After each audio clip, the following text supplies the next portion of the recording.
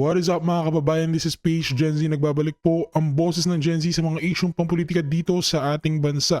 Kaya mga kababayan, 13-0 yan po ang naging hatol ng Supreme Court dito po sa pagdeklara kay VP Sara Duterte sa impeachment po o yung motion for reconsideration sa kanyang impeachment complaint. Ibig sabihin ay ibinasura na po ng Supreme Court o ng Korte Suprema yung pong impeachment complaint laban kay Inday Sara. Ayan mga kaibigan, makikita nyo po rito yung pong 13 mga hukom na bumoto ng 13 no's o 13 na no na boto para po mabasura na po o para po maabsuelto na po itong impeachment complaint laban kay Inday Sara. Ayan mga kaibigan, huwag niyo po kalimutan mag-iwan ng like at ng subscribe sa ating channel para po mas maging updated po kayo sa mga may init at nagbabagang balita dito sa ating bansa. Ayan mga kaibigan, huwag na pong mahabang intro, huwag na pong maraming sinasabi. Rekta na po tayo dito sa video ito.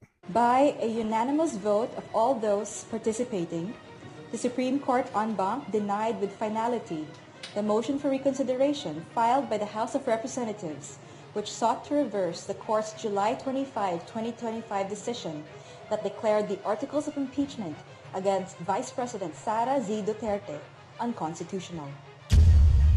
It affirmed that the fourth impeachment complaint transmitted to the Senate on February 5, 2025 was already barred by Article 11, Section 3, Subsection 5 of the Constitution. Associate Justice Alfredo Benjamin Caguioa took no part. Associate Justice Maria Filomena Singh was on leave. The court clarified the following points. First, the first three impeachment complaints filed in accordance with the first mode of initiating an impeachment, that is, Article 11, Section 3, Subsection 2, were not placed in the order of business within the required 10 session days. Session days as used in Article 11, Section 3, Subsection 2, or for purposes of the first mode of initiating an impeachment complaint, does not mean legislative session days. A session day for purposes of Article 11 in the Constitution was given its plain and ordinary sense, which the court interprets to mean a calendar day in which the House of Representatives holds a plenary session. Second, the court reiterated Gutierrez versus House of Representatives. However, it further elaborated that an impeachment complaint filed in accordance with the first mode of impeachment, which is Article 11, Section 3, Subsection 2, is deemed initiated for purposes of the one-year bar in Article 11, Section 3, Subsection 5 when a properly verified and endorsed impeachment complaint is referred to the Committee on Justice. B. A properly verified and endorsed impeachment complaint is not placed in the order of business of the House within 10 session days or referred to the Committee on Justice after it has been put in the order of business within 3 session days as required by Article 11, Section 3, Subsection 2 of the Constitution. Or C. No articles of impeachment are transmitted to the Senate before the House adjourns sine die. This means that the initiation of an impeachment complaint must occur during the term of Congress. Third, the court affirmed the power of the House of Representatives to promulgate its own rules on impeachment. However, it clarified that Section 2 of the House Rules, as it is currently worded, requires the referral to the Committee on Justice even when it is filed through the second mode. The second mode is provided in Article 11, Section 3, Subsection 4 of the Constitution, where the endorsement of at least one-third of the members of the House of Representatives would be sufficient to transmit the articles of impeachment. In view of the current wording of Section 2 of the Rules on Impeachment, as drafted and promulgated by the House in its 19th and 20th Congress, the House may, optionally, upon its own prerogative, refer an impeachment complaint already endorsed by at least one-third of all its members to the Committee on Justice, but only for the following purposes. Number 1, to ensure that the endorsement of the members of the House is verified.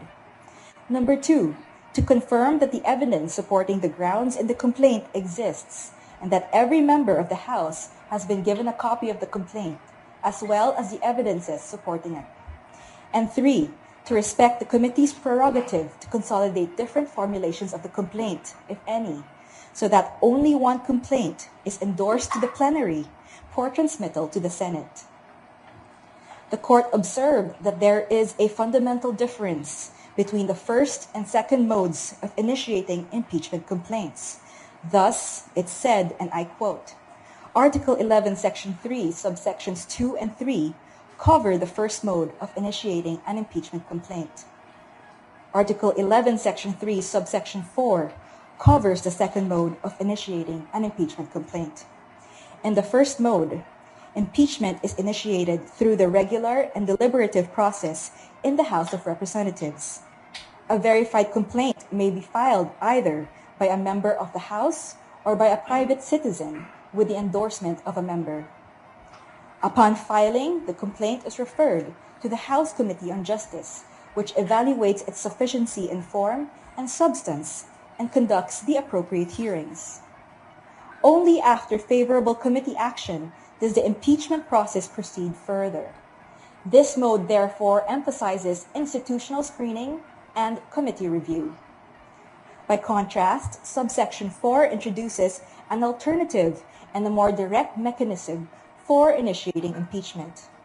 Under this provision, a verified complaint or resolution of impeachment signed by at least one-third of all the members of the House of Representatives immediately initiates impeachment proceedings. These provisions reflect a deliberate constitutional design. Subsections 2 and 3 provide a structured and committee-directed approach, while subsection 4 allows a streamlined initiation when a sufficient level of consensus already exists. Fourth, the court affirmed that due process of law applies to the impeachment process. It stated, and I quote, "The phrase right to life, liberty, or property should not be read with undue literalism. It must be accorded reasonable flexibility to achieve its intent of protecting inherent and inalienable rights that could not have been exhaustively articulated at the time of its framing. The Due Process Clause embodies a fundamental constitutional commitment to reasonableness, fairness, and non-arbitrariness. It envisions that we cannot have a true democratic and republican or representative state that is arbitrary and unfair. However, due process as it applies to the impeachment process is sui generis or in a class of its own. Full-blown trial happens at the Senate. At least for the second mode of initiating an impeachment complaint, it only requires 1. The grounds invoked in the complaint or resolution are those contained in Article 11, Section 2 of the Constitution. Number 2.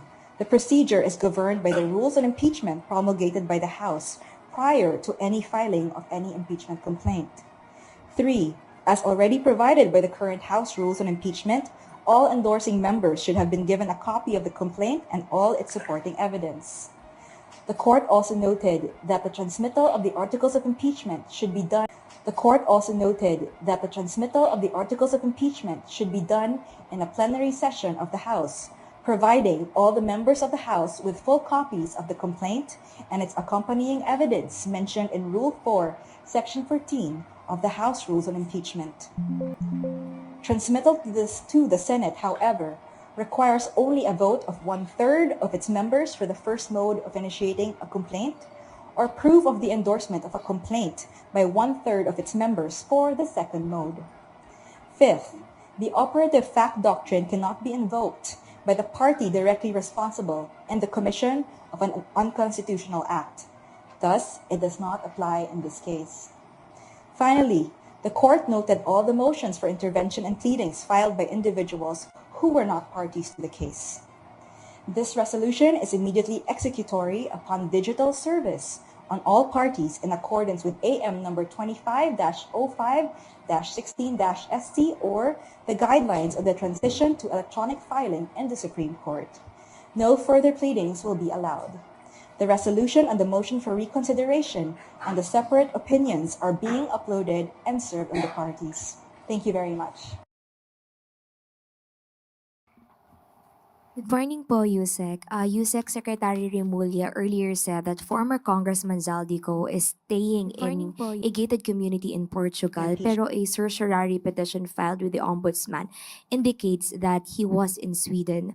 Does the government still know the whereabouts of the former congressman? Sa ngayon po ay nakikipag-ugnayan din po tayo sa DILG at ang huli nga po nilang sinabi ay aalamin po nila kung ito'y may katotohanan. At tiwala naman po ang Pangulo sa ginagawa pong trabaho ng ating mga ahensya ng gobyerno, lalo-lalo na sa pagtugi sa mga fugitives. Follow-up, kanina po nabanggit din po ni Secretary Remulla na ang Pangulo na ang nagsabi na gagawa siya ng hakbang para kausapin ang Pangulo ng Portugal para maresolba na ito. How frustrated is the President that Ko and other fugitives remain at large? May commitment po kaya na ngayong taon posible na ma-repatriate or ma-arrest na po? Hindi natin masasabing may frustration ng Pangulo dahil alam po niya na ang mga namumuno sa mga ahensya ng gobyerno na tumutugis sa mga fugitive ay nagtatrabaho ng ayon sa kanyang utos. Kinakailangan lang po siguro ng talagang mas pursigihin pa ang paghahanap sa mga taong nagtatago sa kamay ng batas. Optimistic po tayo this year. Of course. Oo. Optimistic ang Pangulo na mahuhuli at madadala ang mga nagtatago sa batas ng sa kamay ng batas dito sa Pilipinas para mapanagot kung sila ay dapat na mapanagot. Next po, Kat Valiente, The Manila Times.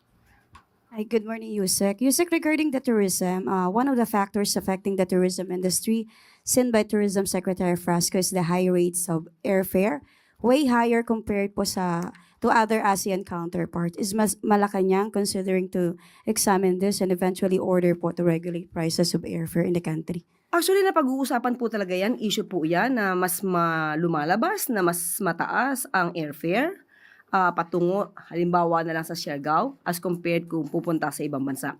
Pero ito po ay ginagawa na po ng paraan ni Secretary Banoy ng DOTR at sinabi po niya ang ilang mga dahilan kung bakit may mataas na airfare patungo sa mga ibang destinasyon sa Pilipinas.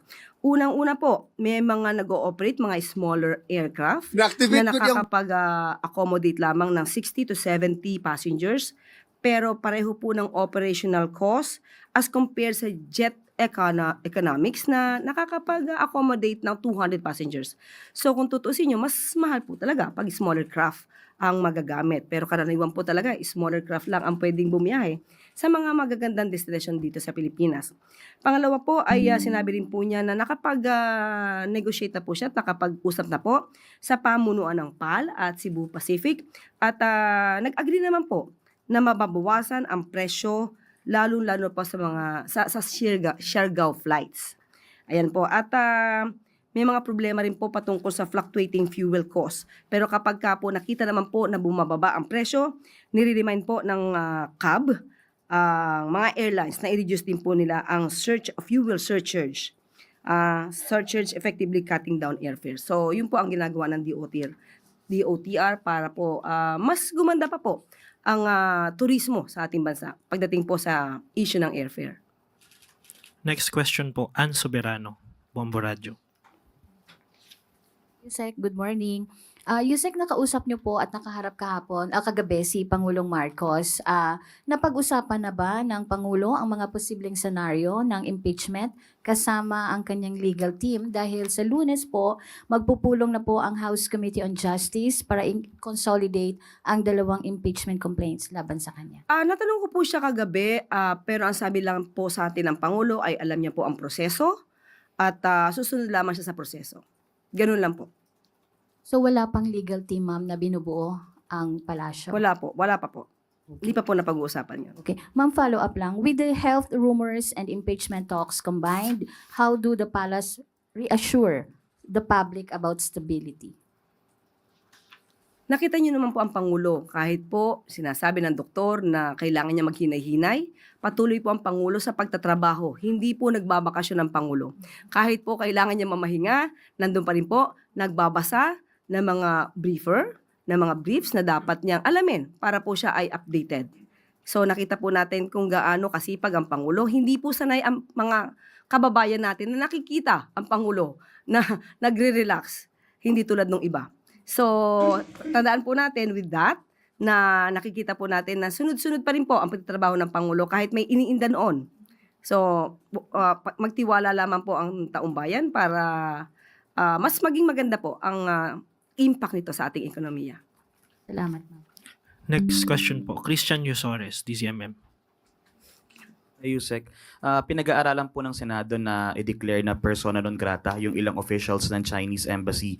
And nauna na po yung Municipality of Kalayaan sa Palawan na i-declare as persona non grata si Chinese Ambassador Jing Quan. Ang Malacanang po ba ay pag-aaralan din na mag-declare ng persona non grata sa officials ng Chinese Embassy? Kahapon po ay nakausap po mismo natin si Secretary Tess Lazaro para ipaalam po sa mga kababayan natin kung ano ang stance ng DFA at ng pamahalaan.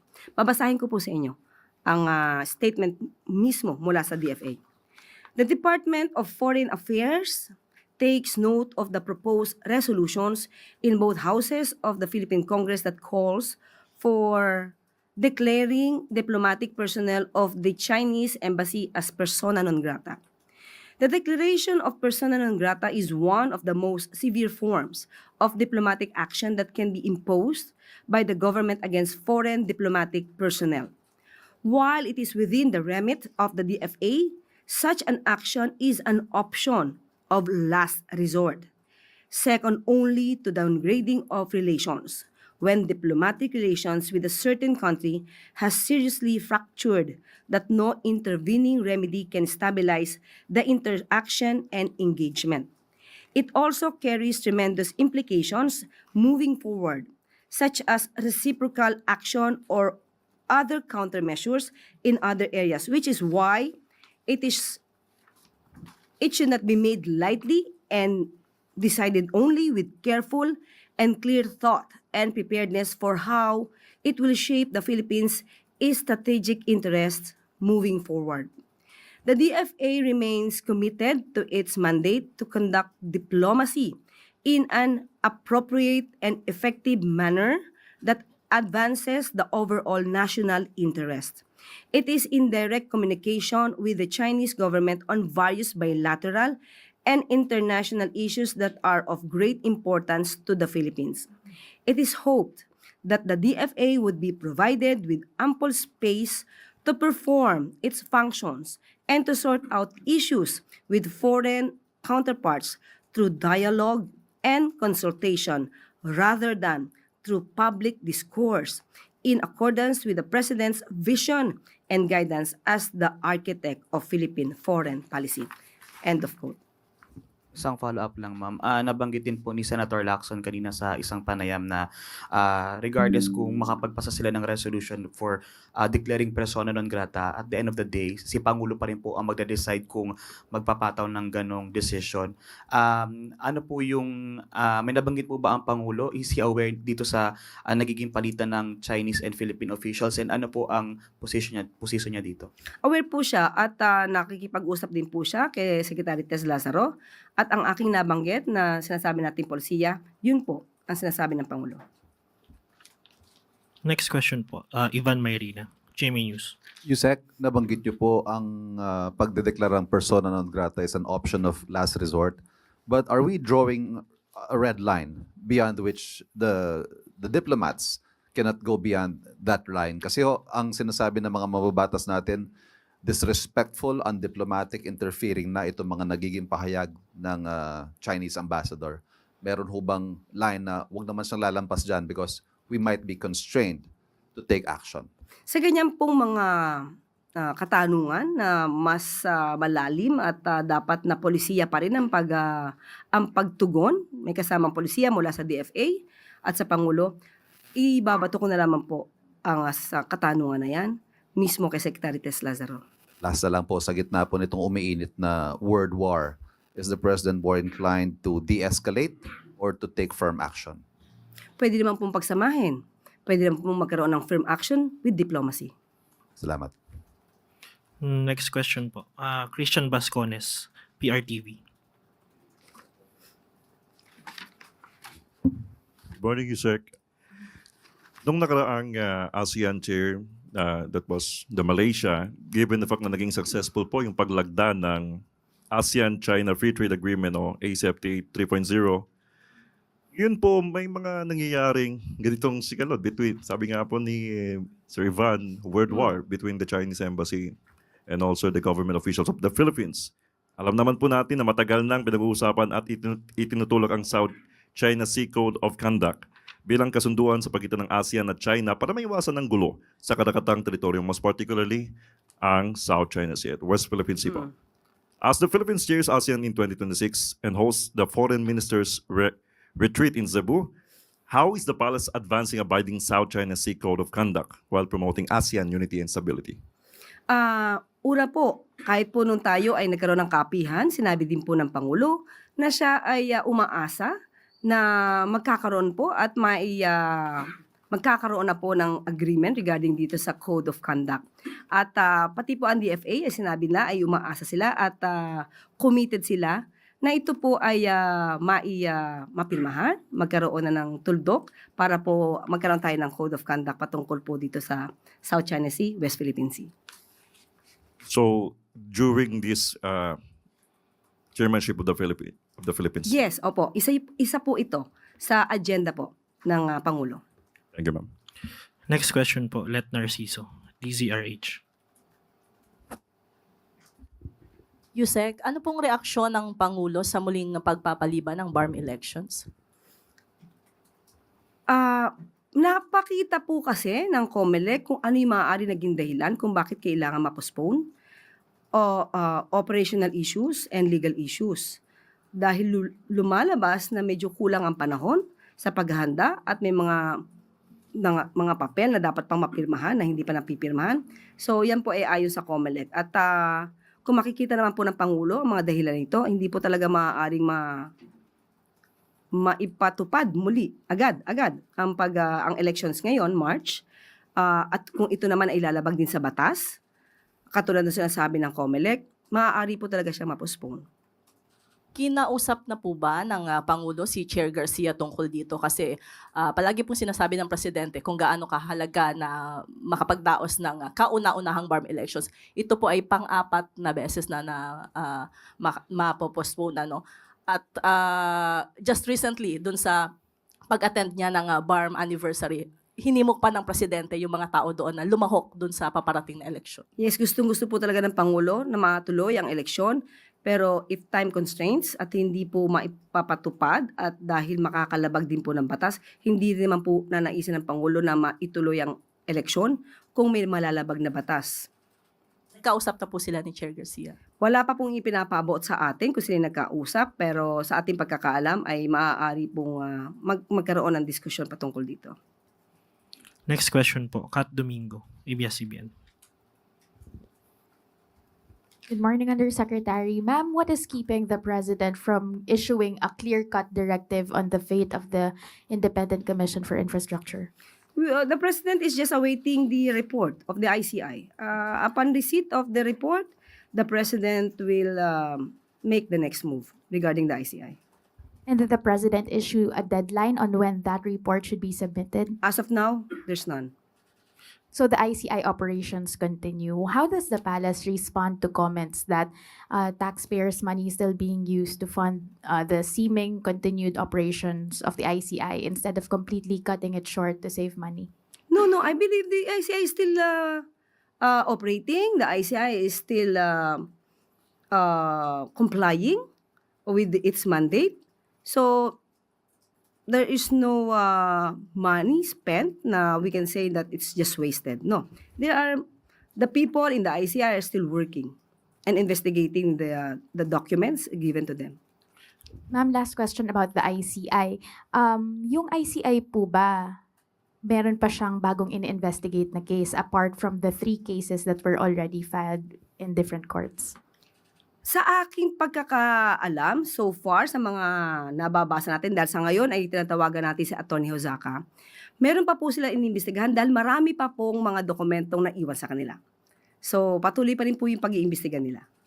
Okay po. Next, last question na po. Michelle Giliang, LTV. Hello po, Yusek. Good afternoon. Malacanang has repeatedly said that the president is making steady progress following his diverticulitis diagnosis. Last night, you showed us a video with President Marcos playing with his dog, and he seems fine. He seems okay. So I just want to ask po, Yusek, given this, why has the president continued to miss public events, just like PNP Day this morning? And when can the public expect him to resume attending his scheduled engagements? Lahat po ng ginagawa ng Pangulo ngayon, engagement, activities. Hindi po biro ngayon. Tatlong events po ang pupuntahan ng Pangulo. So, wala pong naipapakita ang Pangulo na hindi siya nagpapatuloy magtrabaho. Dahil nakikita niyo naman din po sa ating mga binibigay na mga updates, ang video, at mga larawan katulad ng oath-taking ni General Nartate. So tuloy-tuloy po, wala pong patlang ang pagtatrabaho ng Pangulo. Just a follow-up po, Yusek. Can Malacanang confirm whether the president will undergo further medical tests related to his condition? Wala po nasabi sa ating kagabi. Pero ang mga doktor naman po niya, sabi naman po ng Pangulo, chine-check pa rin po siya. Pero kung ano pong klase pang test or what, wala pong nabanggit sa atin ng Pangulo. Yun na po yung huling tanong, Yusek. Back to you po. Yes. Sorry, one last, ma'am. Bago lang pong nilabas na statement ng Chinese Embassy would ask for palace reaction. Ang sabi po ng Chinese Embassy, there is but one person who has the authority to ask Ambassador Jing to leave the Philippines, and that is President Marcos. If he were to receive such notice from President Marcos, he would depart immediately. Ano pong reaction ng palace? Wala pa pong reaksyon patungkol po dyan. Kasasabi ko lamang po kung ano po yung sinabi ng polisiya at na ina-adapt po ng DFA. Yun na po yung huling tanong, Yusek. Back to you po. Sige, go. Thank you, Undersecretary. Ma'am, just to follow up on the tourism issue, since you headlined this press conference with that, does Tourism Secretary Cristina Frasco still enjoy the trust of the president? Because talk is rife among the business in the business sector that she is set to be replaced by Yes. another. She still enjoys the trust of the president. At bago po, Ivan, I'm sorry. Yung kumalat lang po kahapon na fake medical document supposedly detailing the president's condition is are law enforcement agencies going to take action, investigate where it came from, who's behind it? dapat lang tignan ito dahil hindi na po biro ang biruin ang kondisyon kalusugan ng Pangulo. Kaya po ang NBI, alam po natin na mabilis umaksyon ng NBI para maimbestigahan kung sino po ang nasa likod dito. Thank you. Okay. Ma'am, naidulog na po ba ninyo o ng palasyo sa NBI na hiniling na po ba ninyo na imbestigahan na nila? Nabanggit ko kanina sa isang interview, kung hindi ako nagkakamali, sa inyo yata. Pero ma'am, Sa unang hirit. yes, sinabi nyo na dapat lang nilang imbestigahan. Pero yung dinulog nyo na sa kanila, yung problema, meron na bang ganun, ma'am? Hindi kailangan idulog. Mabilis ang NBI umaksyon. Alam naman nila kung ano nangyayari sa gobyerno natin at sa ating kapaligiran.